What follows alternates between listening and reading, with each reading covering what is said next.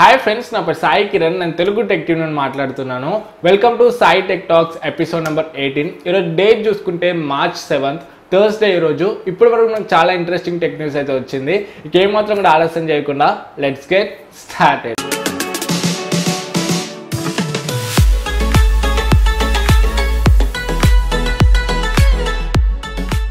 Friends, ఈ video start చేయడం ముందు నిన్న మన ఛానల్లో టెక్ న్యూస్ అయితే రాలేదు. సో దానికి సారీ. ఎందుకంటే నిన్న రెడ్మీ నోట్ 7కి సంబంధించి అన్బాక్సింగ్ వీడియో అయితే చేశాను. సో చాలా టైం తీసుకుంది ఈ వీడియో. దగ్గర ఒక 7 hours వరకు అయితే తీసుకుంది. సో చాలామంది కమెంట్స్ కూడా పెట్టారు, ఏమైందన్న ఇంత లేట్ ఎందుకు వీడియో చేయడానికి అని చెప్పేసి. సో నార్మల్గా చేస్తే ఒక 2 hours అయిపోతుంది. సింపుల్గా చేస్తే 2 hours 3 hours మ్యాక్సిమం 3 hours అయిపోతుంది. కాకపోతే కొంచెం డిఫరెంట్గా చేద్దామని చెప్పేసి, డిఫరెంట్గా సినిమాటిక్ స్టైల్లో చేద్దామని చెప్పేసి చేశాను. అందుకే కొంచెం టైం అయితే తీసుకుంది. సో నాకు మొబైల్ 1 o'clock వచ్చింది ఆఫ్టర్నూన్.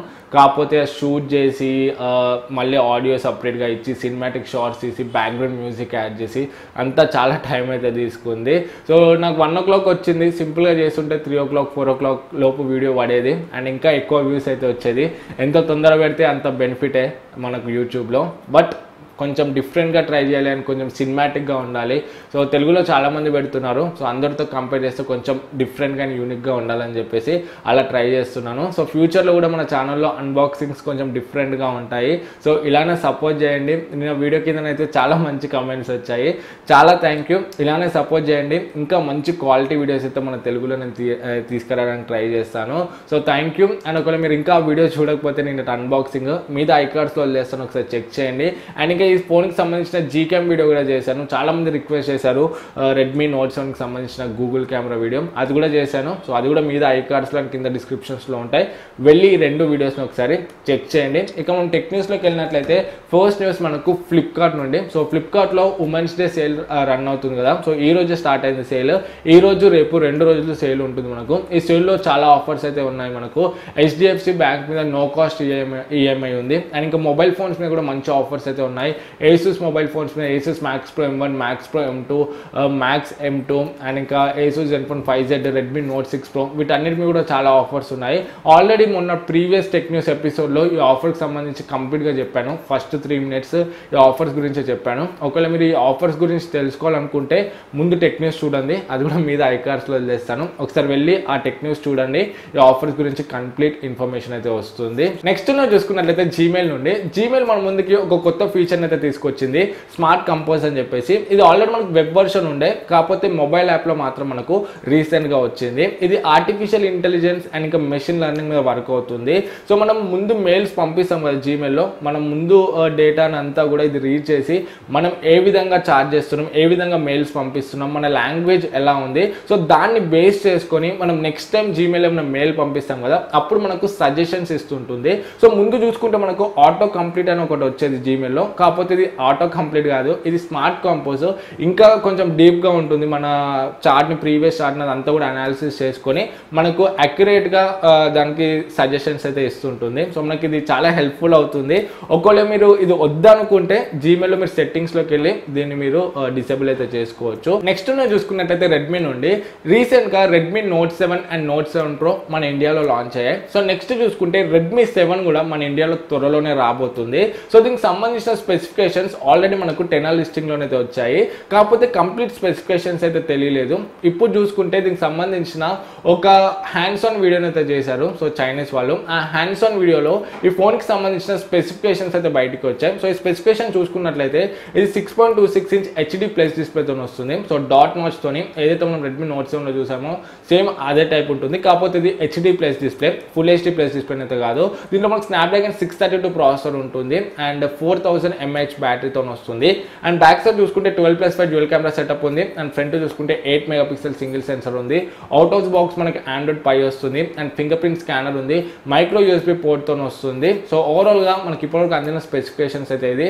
సో తొందరలోనే మనం ఈ ఫోన్ ఎక్స్పెక్ట్ చేయవచ్చు. ఈ March 18th మనకు గ్లోబల్ లాంచ్ అయితే ఉంది షామీది. సో ఆ గ్లోబల్ లాంచ్లో ఈ ఫోన్ అయితే మనం ఎక్స్పెక్ట్ చేయవచ్చు. ఈ మంత్ ఆర్ నెక్స్ట్ మంత్లో మనము ఫోన్ ఎక్స్పెక్ట్ చేయొచ్చు. ఎందుకంటే ఇప్పుడు 14,000 బడ్జెట్లో చూసుకుంటే Note 7 Pro ఉంది, 10,000 బడ్జెట్లో చూసుకుంటే Redmi Note 7 ఉంది. ఇప్పుడు మనకు 7,000 to 8,000 బడ్జెట్లో ఈ Redmi 7 అయితే రాబోతుంది. సో తొందరలోనే మనం ఈ ఫోన్ అయితే ఎక్స్పెక్ట్ చేయొచ్చు. నెక్స్ట్ చూసుకున్నట్లయితే రియల్మీ నుండి రియల్మీ రీసెంట్గా ఒక కొత్త ఫీచర్ అయితే తీసుకొచ్చింది, నైట్ స్కేప్ మోడ్ అని చెప్పేసి. ఇది మనకు ఓన్లీ రియల్మీ 3 ఫోన్లోనే ఇచ్చారు వాళ్ళు. సో ఈ మోడ్లో మనం ఇమేజెస్ తీసినప్పుడు నైట్ టైంలో యూజ్ అవుతుంది night scape mode. So night టైంలో మనం ఇమేజెస్ తీసేటప్పుడు కొంచెం తక్కువ నాయిస్ తోని కొంచెం బ్రైట్గానే వస్తాయి ఇమేజెస్. సో ఓన్లీ రియల్మీ 3లోనే ఉండే ఫీచర్. కాకపోతే ఇప్పుడు వీళ్ళు అన్ని ఫోన్స్ కూడా అప్డేట్లోనే అయితే రోల్ అవుట్ చేస్తున్నారు. సో త్వరలోనే మీ దగ్గర రియల్మీ ఫోన్స్ ఉంటే మీరు ఈ ఫీచర్ని అయితే ఎక్స్పెక్ట్ చేయొచ్చు.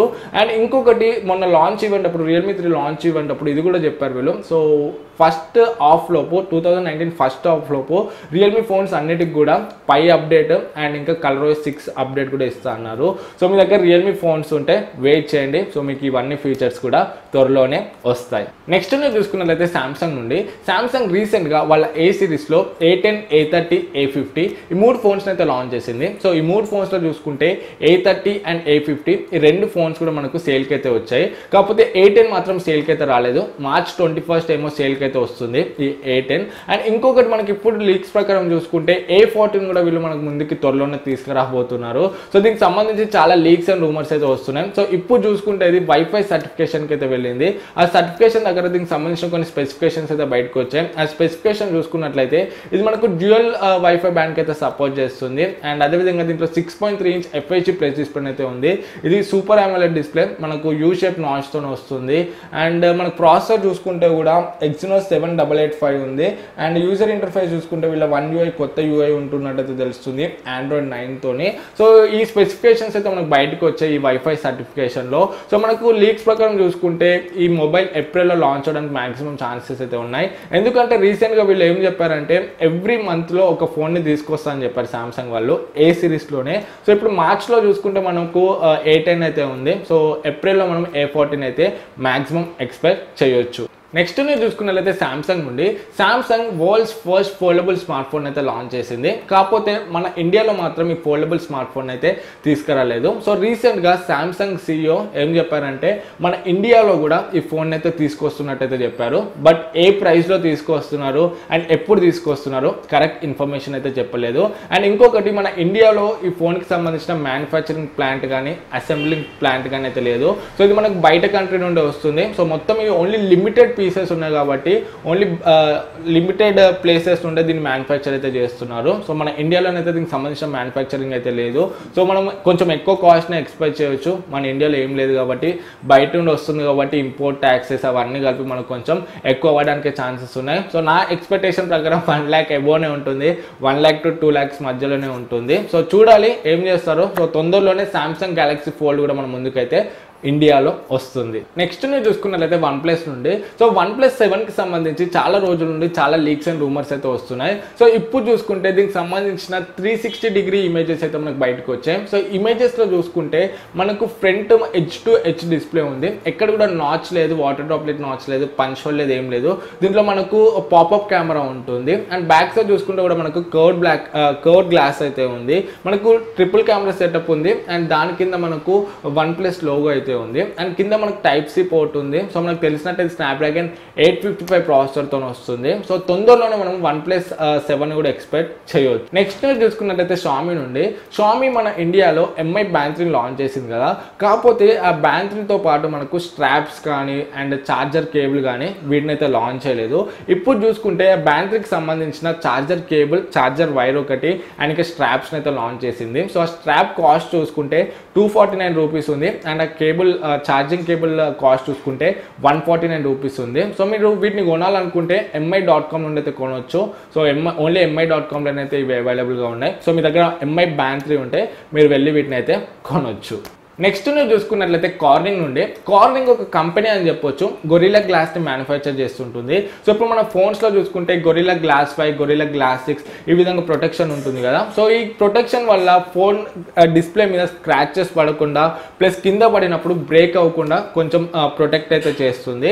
సో ఇప్పుడు వీళ్ళు ఫోల్డబుల్ డిస్ప్లేస్ కూడా చేయడానికి అయితే ట్రై చేస్తున్నారు. సో ఫోల్డబుల్ గొరిల్లా డిస్ప్లేస్ని. సో ఇప్పటివరకు మనం ఫోల్డబుల్ ఫోన్స్లో చూసుకుంటే ఆ డిస్ప్లేస్ అనేవి పాలిమర్ ప్లాస్టిక్తోనైతే తయారు చేస్తారు. అది మనకు గ్లాస్ అయితే కాదు, ప్లాస్టిక్ పాలిమర్ అవి.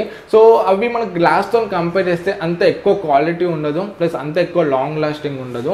అందుకే కార్నింగ్ వాళ్ళు సో ఫోల్డబుల్ డిస్ప్లేస్ని కూడా చేస్తున్నారు, అది కూడా ఫోల్డబుల్లో. సో ఫ్రెండ్స్, ఓవరాల్గా ఈరోజు అందిన టెక్నాలజీ న్యూస్ అంతా ఇది. ఎపిసోడ్ మీకు నచ్చింది అనుకుంటున్నాను. నచ్చితే లైక్ చేయండి, నా డౌట్స్ ఉంటే కింద కమెంట్స్లో అడగండి. అండ్ ఫస్ట్ టైం మన ఛానల్కి వస్తే సబ్స్క్రైబ్ అయితే పక్కన ఉన్న బెల్ ఐకాన్ క్లిక్ చేయడం మర్చిపోకండి. మళ్ళీ నెక్స్ట్ వీడియోలో మేము ముందుకు వస్తాను. అపోక్ this is Sai Kiran from Telugu tech TV signing out. జై హింద్.